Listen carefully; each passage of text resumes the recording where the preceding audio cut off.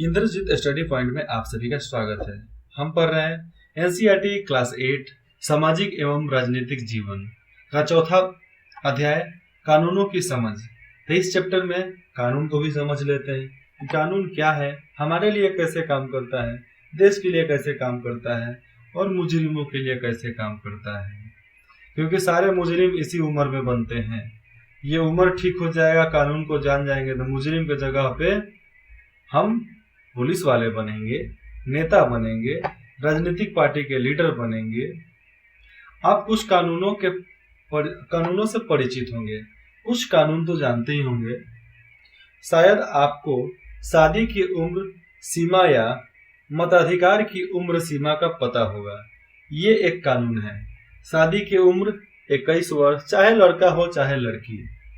Vote देने का अधिकार 18 वर्ष, चाहे लड़का हो या लड़की।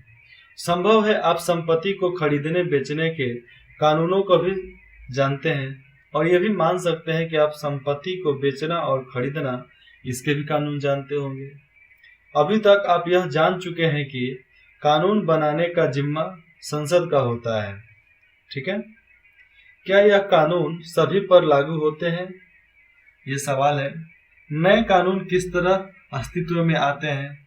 क्या कोई कानून लोकप्रिय या विवादास्पद भी होता है? नागरिक के नाते हमें ऐसे परिस्थितियों में क्या करना चाहिए? मतलब हम भारत के नागरिकों के नाते हमें ऐसे परिस्थितियों में, ऐसे मामलों पर क्या करनी चाहिए, क्या प्रतिक्रिया देनी चाहिए हमें, ये जानना है। ये देखो, ये लोग निकले हैं पूरा बैनर वगैरह लेकर प्रदर्शन करने के लिए। क्या कानून सब पर लागू होता है? चलिए इसको जानते हैं कि कानून किस किस पर लागू होता है। इस स्थिति को पढ़ते और इसके नीचे दिए गए प्रश्नों के उत्तर दें, ठीक है। एक सरकारी अधिकारी के बेटे को जिला अदालत ने 10 सालों की सजा सुनाई है, 10 सालों की। इस वजह से वह सरकारी अधिकारी अपने बेटे को भाग निकलने में मदद करता है कि जा बेटा भाग जा। क्या आपको लगता है कि उस सरकारी अधिकारी ने सही काम किया?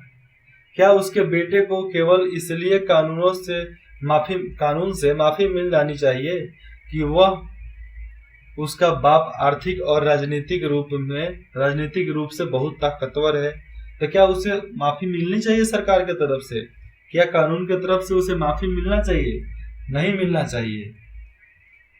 कानून के नजर में मुजरिम भी एक हैं, पुलिस वाले भी एक हैं, बिजनेसमैन भी एक हैं, तो आम नागरिक भी एक है, नेता भी एक है और प्रधानमंत्री भी एक है। लेकिन सबूतों के मद्देनजर पर, बिना सबूतों के मद्देनजर पे नहीं।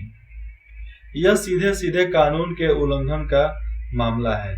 कानून को हम तोड़ रहे हैं। जैसा कि आप इकाई 1 में पढ़ चुके हैं, राष्ट्रवादियों के बीच इस बात पर पूरी सहमति थी कि स्वतंत्र भारत में सत्ता के मनमाने इस्तेमाल की कोई गुंजाइश नहीं होनी चाहिए। किस बात से था? कि स्वतंत्र भारत में, आजाद भारत में नेता अपनी मनमानी ना कर सके, उसकी कोई गुंजाइश ही नहीं छोड़ी संविधान लिखने में कि वो लोग कुछ मनमानी कर देंगे। इसलिए उन्होंने संविधान में कई ऐसे प्रावधान जोड़े जो कानून पर आधारित शासन की स्थापना के लिए जरूरी थे। ऐसे भी उसमें कानून जोड़ डाले कि कोई कुछ कर नहीं सकता। इसमें सबसे महत्वपूर्ण प्रावधान यह था कि स्वतंत्र भारत में सभी लोग कानून की नजर में बराबर हैं, चाहे राजा चाहे रंक, कानून के नजर में सब बराबर। ऐसे ही कानून पारित किया गया, ऐसे ही संविधान में लिखा गया है। हमारा कानून धर्म नहीं है। हमारा कानून धर्म, जाति और लिंग के आधार पर लोगों के बीच कोई भेदभाव नहीं करता। याद रखना हमेशा। कानून के शासन का मतलब है कि सभी कानून देश के सभी नागरिकों पर सामान्य रूप से लागू होते हैं। जितने भी कानून हैं देश के सभी नागरिकों पर, सभी लोगों पर एक जैसा ही काम करेगा, चाहे राजा चाहे रंक, चाहे राजा हो चाहे गरीब। कानून से ऊपर कोई व्यक्ति नहीं, चाहे वह सरकारी अधिकारी हो या धनासेठ हो, मतलब धनधान वाला लोग, बहुत अमीर लोग, और यहाँ तक कि राष्ट्रपति की क्यों ना हो, यहाँ तक राष्ट्रपति ही क्यों नहीं हो, उनका भी सामान्य अधिकार है। कानून के नजर में वह भी एक जैसे हैं। किसी भी अपराध या कानून के उल्लंघन की एक निश्चित सजा होती है, सजा तय है, उसी में से सजा देना है। सजा तक पहुंचने की भी एक तय प्रक्रिया है जिसमें व्यक्ति का अपराध साबित किया जाता है। उसके बाद लेकिन क्या हमेशा से ऐसा ही था? देखो यहाँ पर है कि पहले उसके अपराध को साबित करते हैं, साबित करने के बाद फिर उसको सजा होती है। तो ये बोल रहा है कि क्या ऐसा पहले भी था, हमेशा से था? हमेशा से नहीं था। हमेशा में क्या था? राजतंत्र था। राजतंत्र में चोरी किए हाथ काट दिया गया, मर्डर किए गला काट दिया गया, हाथ के बदले हाथ, जान के बदले जान, आंख के बदले आंख, कान के बदले कान, टांग के बदले टांग। ऐसे ही सजा होती थी पहले के जमाने में। प्राचीन भारत में असंख्य स्थानीय कानून थे। अक्सर एक जैसे मामले में कई तरह के स्थानीय कानून लागू होते थे। विभिन्न समुदाय इन कानूनों को अपने अधिकार क्षेत्रों में अपने हिसाब से लागू करने के लिए आजाद थे। कुछ मामलों में जाति के आधार पर एक ही अपराध के लिए अलग अलग व्यक्ति को अलग अलग सजा दी जाती थी। राजा है तो उसे अलग सजा, मतलब कोई नौकरी कर रहा है, और कोई अमीर है, सेठ है, तो उसका अलग सजा हो जाएगा, और जो गरीब है उनके लिए अलग सजा मिलती थी। अपराध एक लेकिन सजा अनेक। देखो अमीर है, अमीर इस तरह नहीं बताते हैं। समझो कि कहीं पे चोरी हुआ, ठीक है, कहीं पर भी चोरी हुआ, एक गरीब जनता चोरी करता है तो क्या होगा? उसका हाथ काट लिया जाएगा। एक अमीर चोरी करता है तो जुर्माना भर के छूट जाएगा। एक राजा चोरी करता है तो उसके वजह से क्या होगा? सारे मामले को दबा दिया जाएगा। तो वैसे ही उनके सजा देने का ढोंग था। अब क्या कहूं, सजा देने का ढोंग नहीं, ये राज्य करने का चाल था। जैसे चलिए कुछ एग्जाम्पल बता देता हूं। निचली माने जाने वाली जाति जो अनुसूचित जाति और अनुसूचित जनजाति है, वैसे जाति को ज्यादा सजा दी जाती थी। तो जो निचली जाति थी उनको ज्यादा सजा मिलती थी। औपनिवेशिक शासन के दौरान कानून पर आधारित व्यवस्था जैसे जैसे परिपक्व होती गई, मतलब बढ़ते गई, ताकत उनमें आते गया, जाति के आधार पर सजा देने में भेदभाव का यह चलन खत्म होने लगा। और जब औपनिवेशिक शासन जब आया, ईस्ट इंडिया कंपनी, तो ये जाति व्यवस्था पर जो सजा देना चालू था ना, इनको खत्म कर डाला, उसको खत्म कर दिया सब। अब यहाँ पर देखो एक रॉयल एक्ट के बारे में बताते हैं। रॉयल एक्ट अंग्रेजों के मनमानेपन का एक ऐसा और उदाहरण था, मनमानेपन का एक उदाहरण था। इस कानून के जरिए ब्रिटिश सरकार बिना मुकदमा चलाए लोगों को कारावास में डाल सकती थी। बिना कुछ बोले, बिना कुछ बताए, चल उठाओ जेल में डाल दो। महात्मा गांधी सहित सभी भारतीय राष्ट्रवादी नेता रॉयल एक्ट के सख्त खिलाफ थे। भारतीय विरोध के बावजूद 10 मार्च 1919 से रॉयल एक्ट को लागू कर दिया गया। पंजाब में इस कानून का भारी पैमाने पर विरोध होता था। पंजाब में इस कानून पर भारी पैमाने पर विरोध होता था क्योंकि पंजाब वाले तो लड़ने में सबसे आगे। इसी क्रम में 10 अप्रैल को डॉक्टर सत्यापाल और डॉक्टर शरीफुद्दीन, यहाँ पर सैफुद्दीन है, डॉक्टर सैफुद्दीन कुचलू को गिरफ्तार कर लिया गया। किसको?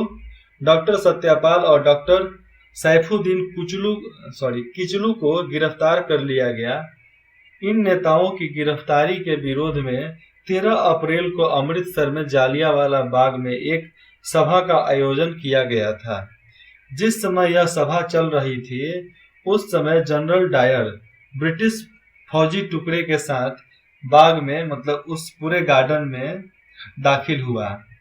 उसके बाद उसने बाहर निकलने का रास्ता बंद करके बिना चेतावनी दिए लोगों पर अंधाधुंध गोली चलवा दिया। इस हत्याकांड में कई सौ लोग मारे गए और असंख्य जख्मी हुए। मरने और घायल होने वाले में बहुत सारी औरतें और बच्चे भी थे। इस पेंटिंग में जालियांवाला बाग जनसंहार के समय हुई गोलीबारी का दृश्य दिखाया गया है। ये देखो कि जालियांवाला बाग में किस तरह लोगों को गोली मार दिया गया। समझ लो कि स्टेडियम है, तो उस समय स्टेडियम में एक ही गेट होता था। कितना? एक। तो जो गेट था उसी गेट पर तुम तोप लगा दो, बंदूक लगा दो और चारों तरफ से घेर लो, और जितने भी स्टेडियम में लोग हैं उनको गोली मार दो। तो वैसा ही हाल जालियांवाला बाग में हुआ था। तो चलिए अब यहाँ से पढ़ते हैं। बहुत सारे लोग मानते हैं कि हमारे देश में कानून के शासन की शुरुआत अंग्रेजों ने की थी। ऐसे बहुत लोग हैं मानने वाले। एक कारण तो यह है कि औपनिवेशिक कानून मनमानेपन पर आधारित था, जो उनका मन करता था वही करते थे। दूसरी वजह यह बताई जाती थी कि ब्रिटिश भारत में कानूनी मामले के विकास में भारतीय राष्ट्रवादियों को एक अहम भूमिका निभाई थी। मतलब इनके अहम भूमिका निभाई थी। किसके? भारतीय राष्ट्रवादियों ने एक अहम भूमिका निभाई थी। कब? जब नया कानून बनता था देश को कानून बनाने में। अब देखो 1870 का राजद्रोह, 1870 का राजद्रोह एक्ट अंग्रेजी शासन के मनमानेपन की मिसाल थी, क्योंकि ये एक्ट जो पारित हुआ राजद्रोह, ये तो मनमाना ही था। किसके? ब्रिटिश शासन के। इस कानून में राजद्रोह की परिभाषा बहुत व्यापक थी, बहुत कठोर थी। इसके मुताबिक अगर कोई भी व्यक्ति ब्रिटिश सरकार का विरोध या आलोचना करता था, विरोध कोई धरना प्रदर्शन कर दे, आलोचना कोई गाली दे देवे, कोई अपशब्द बोल देवे करता था, तो उसे मुकदमा चलाए बिना ही गिरफ्तार किया जा सकता था। किया जा सकता नहीं था, करते थे। तुरंत अरेस्ट करेंगे, तुरंत मारना पीटना चालू कर देंगे, कूटना चालू कर देंगे। तो ये नियम उस समय था। इस पे कोई मतलब ये नहीं बोल सकता है कि ये हो नहीं सकता, ये था उस समय। भारतीय राष्ट्रवादी अंग्रेजों द्वारा सत्ता के इस मनमानेपन इस्तेमाल का विरोध और उसकी आलोचना करते थे, और जितने भी यहाँ के राष्ट्रवादी थे भारत के, ऐसे कानूनों के इस्तेमाल पर विरोध और आलोचना करते ही थे। इसलिए अरेस्ट भी होते थे, हिरासत में जाते थे, पिटाते थे, फिर वापस आएंगे, फिर लड़ेंगे, तभी तो आज देश आजाद हुआ। भगत सिंह 54 दिन तक लड़ते लड़ते खाने के लिए कि हमें अच्छा खाना, किताबें, न्यूज़पेपर, हमें सब सुविधा मिलना चाहिए जेल में। 56 दिन तक बिना खाए रह गया। वो क्या, उनके साथ पूरे टीम वाले भी भूखे रह गए। ये यूनिटी होती है, जिसने देश के लिए अपने जान को कुर्बान कर दिया। और आज आप लोग अलग अलग जान के फेरे में हो, बाबू सोना के फेरे में हो। अरे भाई, अपनी जान को बचाओ, बाबू सोना से लिख लो, पढ़ लिख कर एक अच्छा इंसान बन जाओ, आदमी बन जाओ। अपनी बातों को मनवाने के लिए किससे मनवाना है? अंग्रेज क्या कहते थे कि अपने बात को मनवाने के लिए अत्याचार कर डालो। जालियांवाले बाग में यही रास्ता है जहां से निकलने का एक माध्यम था, लेकिन यहाँ पर तो पूरा फौज लगा हुआ है, तोप लगा हुआ है, और बाकी लोग इधर हैं और हम देख गोली बूंदा जा रहा है, लोग को मरना तय है। आगे देखो, उन्होंने संघर्ष शुरू किया था। ऊपर हमने क्या पढ़ा? अपने बातों को मनवा, उन्होंने संघर्ष शुरू कर दिया। कौन? भारत के लोग अपने मतलब जो इनके इच्छा थी उसके लिए, भारत के लोगों के लिए संघर्ष शुरू कर दिया। यह समानता का संघर्ष था कि हमें सामान्य भाव से देखा जाए। उनके लिए कानून का मतलब ऐसे नियम नहीं थे जिनका पालन करना उनकी मजबूरी हो, और उनके लिए कोई भी कानून का मतलब ऐसा नहीं था कि जिसका पालन करना उनकी मजबूरी हो जाए। समाजवादी पार्टियों, जो समाजवादी थे वहां पे, जो देश के लिए लड़ते थे, वे कानून को उससे अलग ऐसी व्यवस्था के रूप में देखना चाहते थे, अलग व्यवहार में, अलग व्यवस्था में देखना चाहते थे कि न्याय के विचार पर आधारित हो। 19वीं सदी के आखिर तक भारत में कानून भी उभरने लगा था, कानून पेशा भी उभरने लगा था। कानूनी पेशे में लगे भारतीयों ने मांग की कि औपनिवेशिक अदालतों में, जो अंग्रेजों की अदालत थी, उन्हें सामान्य की नज़र से देखा जाए, उन्हें सम्मान के नज़र से देखा जाए, मतलब रिस्पेक्ट के नज़र से उन्हें देखा जाए। ऐसे भारतीय कानून विशेषज्ञ अपने देश के लोगों के अधिकार की हिफाजत के लिए कानून का इस्तेमाल करने लगे और कुछ लोग कानूनों का इस्तेमाल भी करने लगे। भारतीय न्यायाधीश भी फैसले लेने में पहले से ज़्यादा भूमिका निभाने लगे थे। इस प्रकार औपनिवेशिक शासन के दौरान कानून के शासन में जितने भी कानून के शासन थे, कानून के शासन के विकास क्रम में यहाँ के लोग भी कई तरह से अपना योगदान दे रहे थे और जितने भी उनके औपनिवेशिक शासन के कानून व्यवस्था थे उसमें अपनी भागीदारी दे रहे थे भारत के लोग भी। संविधान को स्वीकृति मिलने के बाद, जब हमारे संविधान को मतलब स्वीकृति मिल गया, मिलने के बाद दस्तावेज एक ऐसी आधारशिला बन गया, मतलब एक ऐसा आधार बन गया वो हमारे देश के लिए, जिसके आधार पर हमारे प्रतिनिधि देश के लिए कानून बनाने लगे। और जितने भी सांसद थे वो क्या किए, नए नए कानून बनाने लगे, पढ़े लिखे जितने भी थे। हर साल हमारे प्रतिनिधि कई नए कानूनों को बनाते और पुराने कानूनों को संशोधन करते थे। उनमें अलग अलग संशोधन किया जाता था, सुधार किया जाता था कि इसमें क्या बदला जा सकता है। कक्षा 6 की पुस्तक में आपने 2005 के हिंदू उत्तराधिकार संशोधन कानून के बारे में पढ़ा होगा, जरूर पढ़ा होगा।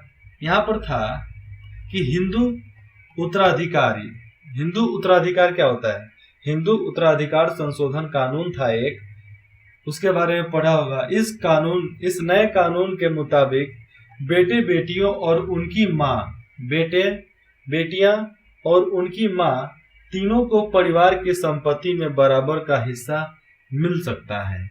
कब हुआ था? 2005 में जारी हुआ हिंदू उत्तराधिकार संशोधन कानून।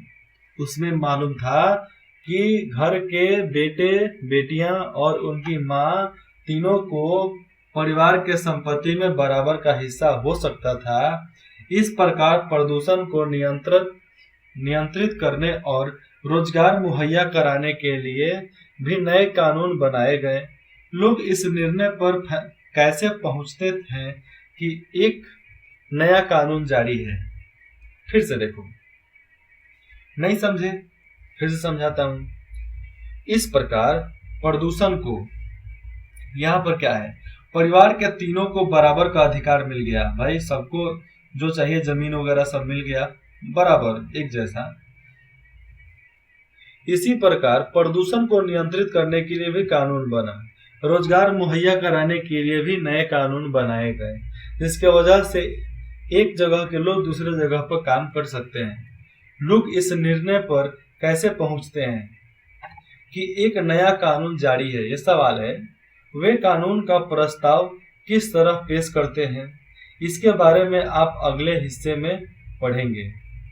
कहाँ पे? नए कानून किस तरह बनते हैं, नए कानून किस तरह बनते हैं, हम पढ़ेंगे अगले पार्ट में, पार्ट 2 में। तो चलिए अभी के लिए लेते हैं विदा, और इंद्रजीत स्टडी पॉइंट में जुड़ने के लिए आप सभी का बहुत बहुत धन्यवाद।